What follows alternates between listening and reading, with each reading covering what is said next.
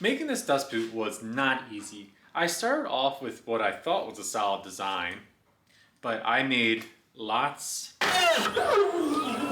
and lots and lots of mistakes along the way. But through all of those mistakes, I ended up with something that I think is pretty awesome. It's easy to install, has plenty of clearance for the bit, and the magnets on here hold everything very, very tightly. Oops. Not that tight. You know. So if you're building your own, make sure you follow along so you don't make quite as many mistakes as I did. If you're wondering how I designed it and I programmed it for the CNC, I am going to be making a video for that next. And hey, if you enjoy this video even a little bit, make sure you like it and subscribe to my page. It helps more than you think. For this project and most of my other projects, I like to use the blue tape method. So you just cover everything in blue tape, put some super glue down, spray some kicker on there, or activator, whatever, align it, and then you got to rub your wood really, really good to make sure that it holds its spot. That sounded bad.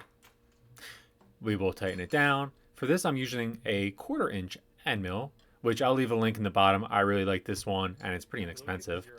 I find my 0 for the X and Y. Find it for the Z axis, just using a piece of paper. All I'm doing is rubbing it on my wood and then slowly lowering the bit until it grabs. This grabbed just a bit too much, but it's good enough for my purposes since I'm cutting through. And now we're gonna get started.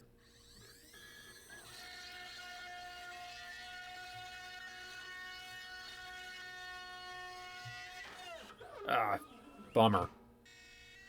And this will be the second take. It didn't work. It didn't hold nearly as well as I wanted it to. Now we're gonna fly through and get what we hope to be a good third cut. Ta-da! Now I'm just gonna take it apart, sand it down real quick, just with some 60 grit. It does not need to be perfect.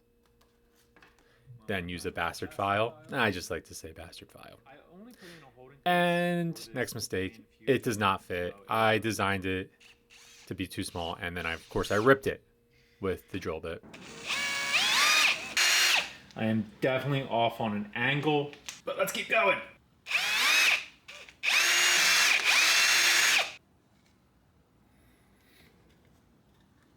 All right.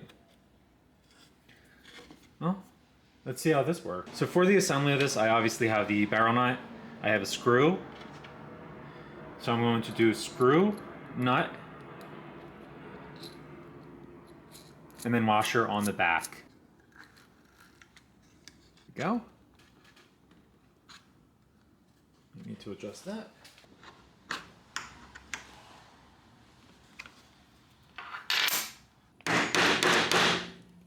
I snapped it, but it's in there. So here we are with the first iteration of the dust boot. Overall, I'm pretty happy with it. There are a few short-sightednesses on my part, and if you follow me for long enough, make sure you do, you'll find out that's kind of how I work. I make stuff, and then I figure out why it doesn't work after. So some of the short-sightednesses. I'm actually pretty happy with how strong the magnets are on there. What I'm not happy with is how much it slides and is still kind of engaged. So I don't want that. So I'm gonna fix that.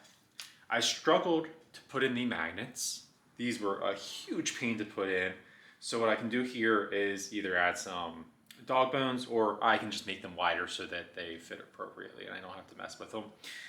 And the cuts on the inside, I made them way too fast, so I had to do a lot of clearing. You can still see a lot of little fuzzies in there. See that? See that?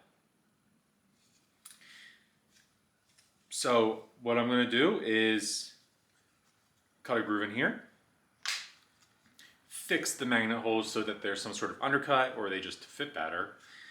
And then also the barrel nut. I'm gonna make sure it's actually the right size for the barrel nut rather than way too small. Let's get started.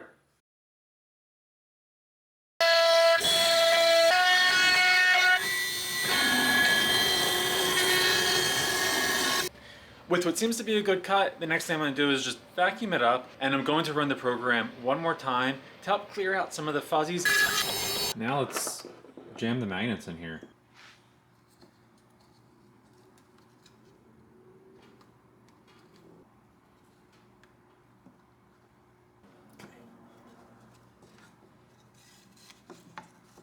It's definitely a lot more sturdy than the initial one.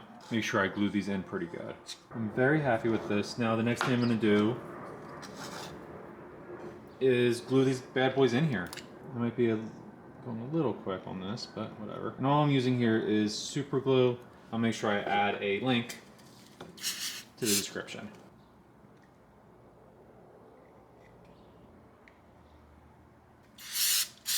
Woohoo! Look at the reaction from the super glue and the activator. And the kicker. To try to make this a little bit more controlled, I'm going to use this piece of wood and I'm going to clamp this on here.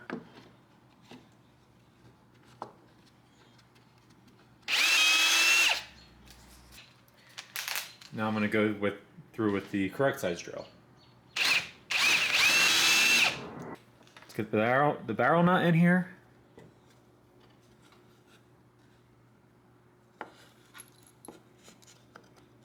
Ah, fuck.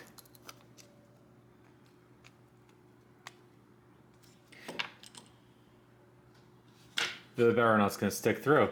Man, here I am thinking I was doing so good. And I had that oversight. Easy enough though, I can just drill a little bit of a hole in here.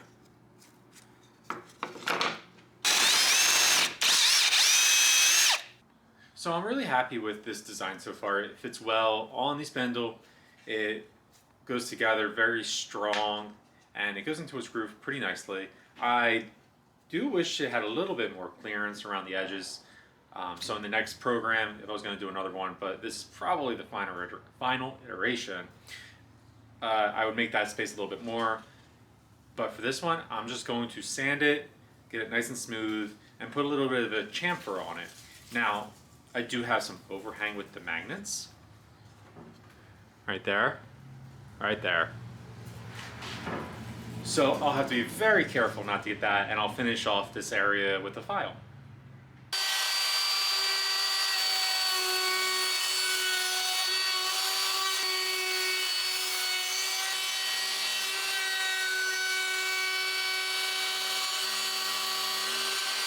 I forgot to press the record button for most of this part, but all I'm doing is stapling on some whiskers. I'm going to call them whiskers. That I got from Amazon, then cutting it to length.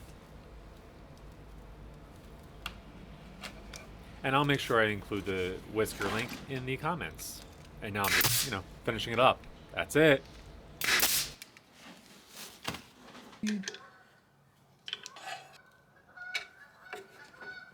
That is on there nice and sturdy. And the moment of truth. All right. I'm very happy with that. That's not going anywhere. There's a little bit more force than I think I would like to pull off, but at least it won't pop off on me while it's running. All right, so after a few failed attempts, I finally have a dust boot that I'm really happy with.